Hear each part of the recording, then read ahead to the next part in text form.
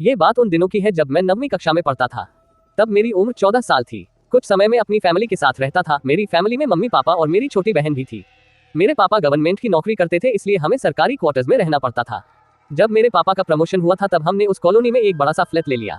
उसके बाद हम नए फ्लैट में शिफ्ट हो गए। मैं बहुत ही खुश था क्योंकि मैं सोच रहा था कि मैं अपना एक अलग से कमरा लूंगा। पता नहीं क्यों जिस दिन से हम उस घर में रहने के लिए गए थे तब से मुझे उस घर में अजीबोगरीब बेचैनी महसूस हो रही थी। उस घर में मुझे देर से सोने की आदत थी क्योंकि हमारा टीवी चैनल वाला हर रात को एक नई फिल्म दिखाता था और मेरे मम्मी पापा और बहन दूसरे कमरे में जल्द सो जाते थे। शुरू में तो सब कुछ ठीक था, लेकिन अचानक मुझे एक रात को जब मैं अपने बेड पर बैठकर मूवी देख रहा था तो अचानक मुझे रूम के बाहर से किसी की आवाज सुनाई दी। मुझे लगा कि मम्मी यहाँ पानी पीने के लिए उठी होगी। मैंने ध्यान नहीं दिया, लेकिन मैंने टीवी का आवाज थोड़ा धीमा कर दिया, लेकिन 4-5 मिनट के बाद फिर से वही आवाज आने लगी। वह आवाज किसी औरत के चलने पर उसके पायल की आवाज आती हो, जैसे कि छन छन छन। बिल्कुल ऐसे ही आवाज आ रही थी।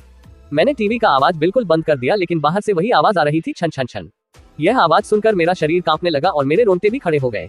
आवाज लगातार आ रही थी और 4-5 सेकंड के लिए सुनाई देती थी, उसके बाद बंद हो जाती थी। बाद में 3-4 मिनट के बाद फिर से छन छन छन, जैसे कि कोई भारी पायल पहनकर चल रही हो। मेरा दिल जोर जोर से धड़कने लगा है। ऐसा लग रहा था कि अभी मेरा हृदय छाती में से बाहर निकालकर मुंह में आ जाएगा। पता ही नहीं चल रहा था कि मैं क्या करूं। मैंने सोचा कि मैं अपने मम्मी पापा को भी उठाकर उनसे सारी बातें बता दूं। बाद में मैंने हिम्मत करके दरवाजा खोला तो अचानक वही आवाज सुनाई दी, छन छन छन।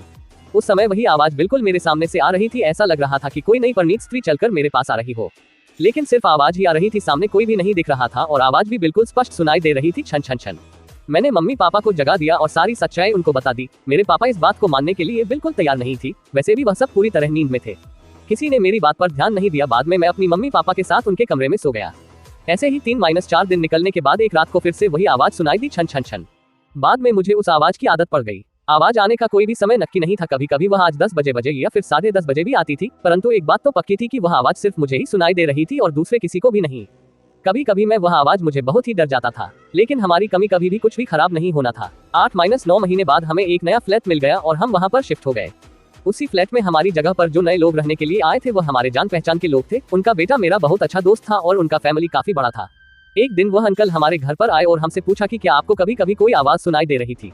बस यही बात सुनकर मुझे पूरा यकीन हो गया था कि वह कोई मेरा वहम नहीं था। उस अंकल के पूरे परिवार ने वही आवाज सुनी थी। आखिर में मेरे मम्मी पापा को यकीन हो गया कि मैं झूठ नहीं बोल रहा था। बाद में उन लोगों ने घर में पूजा पाठ करवाया। हमने यह बात जानने की कोशिश की थी कि उस घर में आखिर हुआ क्या था।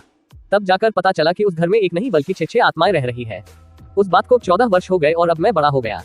मुझे पता नहीं है कि क्या आज भी वही आवाज सुनाई दे रही है या नहीं, लेकिन आज भी मैं उस आवाज के बारे में सोचता हूँ तो मेरे मन में एक अजीब सा डर लगने लगता है। भगवान की कृपा है कि आज सब कुछ ठीक है।